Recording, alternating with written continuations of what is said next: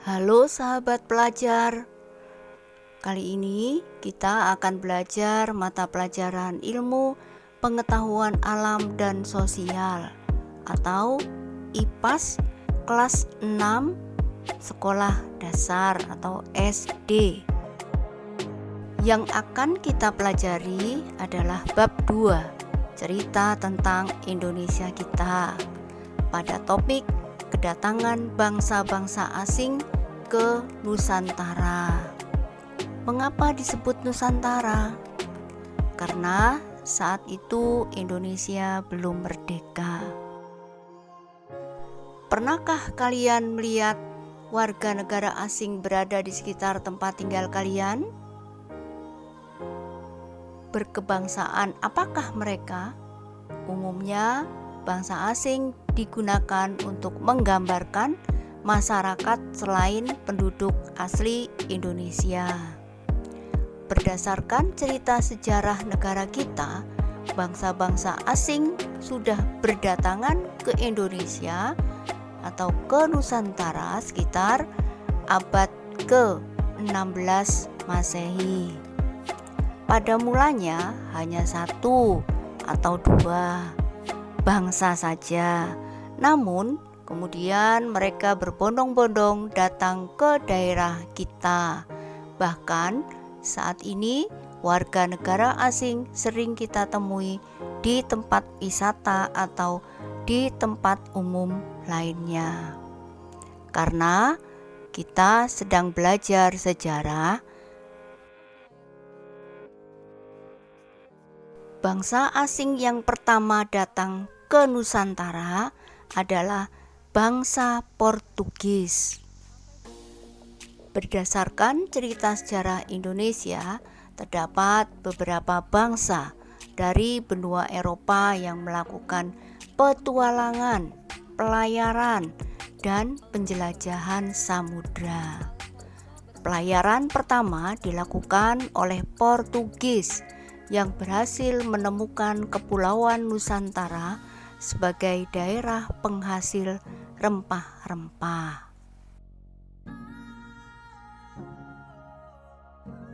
Awalnya, bangsa Portugis datang ke Malaka untuk melakukan perdagangan.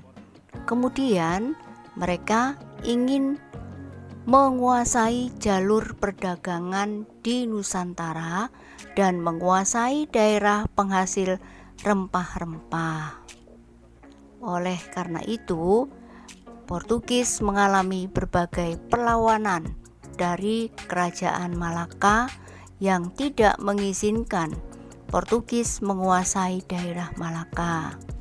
Namun, Portugis berhasil mengalahkan kerajaan Malaka, sekarang wilayah Malaysia, dan menyebabkan kerajaan Malaka jatuh ke tangan Portugis pada tahun 1511.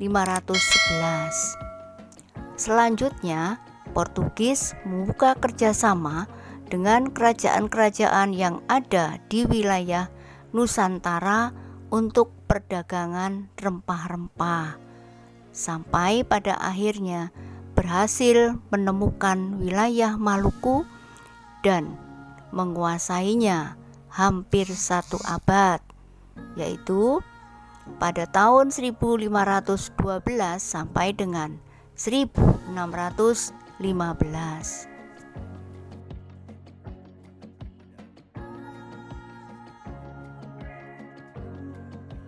Nah, bangsa Eropa yang menyusul Portugis yaitu bangsa Spanyol. Tujuan kedatangan mereka ke wilayah timur Indonesia hampir sama dengan bangsa sebelumnya.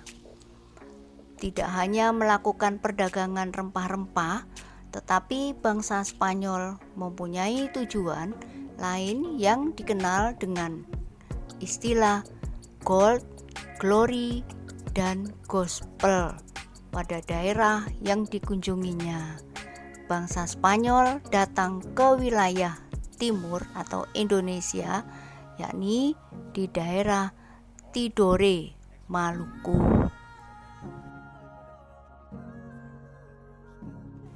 Pada saat kedatangan bangsa Spanyol tersebut, di Maluku sedang terjadi persaingan antara kerajaan Ternate dan kerajaan Tidore. Kerajaan Ternate mendapat dukungan dari bangsa Portugis dan kerajaan Tidore mendapat dukungan dari bangsa Spanyol. Akan tetapi, seiring perjalanan waktu, rakyat Ternate dan Tidore menyadari bahwa sebenarnya mereka dirugikan dengan kedatangan bangsa-bangsa asing, yaitu Portugis dan Spanyol, sehingga mereka melakukan perlawanan dan berusaha mengusir bangsa asing dari wilayahnya.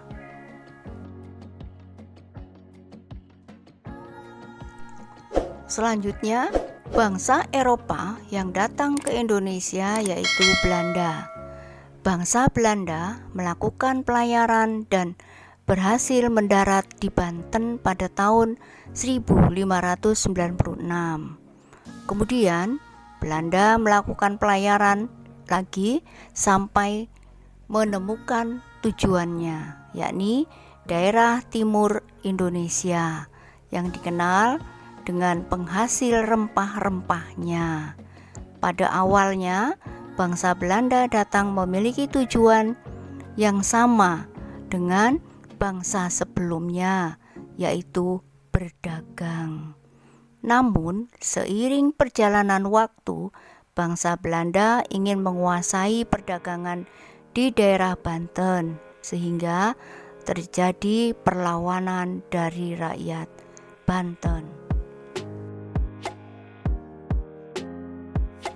Bangsa asing yang datang berikutnya adalah bangsa Inggris.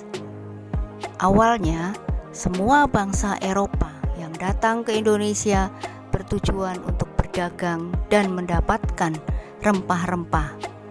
Namun, seiring perjalanan waktu, mereka menginginkan keuntungan yang lebih dengan melakukan monopoli perdagangan dan pada akhirnya melakukan penjajahan, sehingga terjadi berbagai perlawanan dari rakyat Indonesia. Sahabat pelajar, berhubung pembelajaran hari ini sudah akan berakhir, mari kita ambil simpulannya. Bangsa-bangsa asing datang ke wilayah Nusantara atau Indonesia awalnya hanyalah ingin berdagang dan mendapatkan rempah-rempah. Namun, lama-kelamaan atau seiring berjalannya waktu, mereka menginginkan lebih banyak keuntungan, sehingga menguasai wilayah atau daerah tersebut, melakukan monopoli perdagangan, dan akhirnya melakukan penjajahan. Apakah bangsa Indonesia berdiam diri saja? Tidak, rakyat Indonesia melakukan perlawanan di mana-mana. Untuk itu, mari kita jaga kekayaan negeri kita demi kemakmuran bangsa sendiri. Sahabat pelajar, sekian pembelajaran hari ini. Semoga kalian dapat meraih prestasi yang lebih tinggi lagi. Salam pelajar Indonesia. Salam bumi, salam Nusantara Indonesia. Terima kasih sudah menonton. Jangan lupa like, komen, subscribe, dan share. Kapan-kapan jumpa lagi.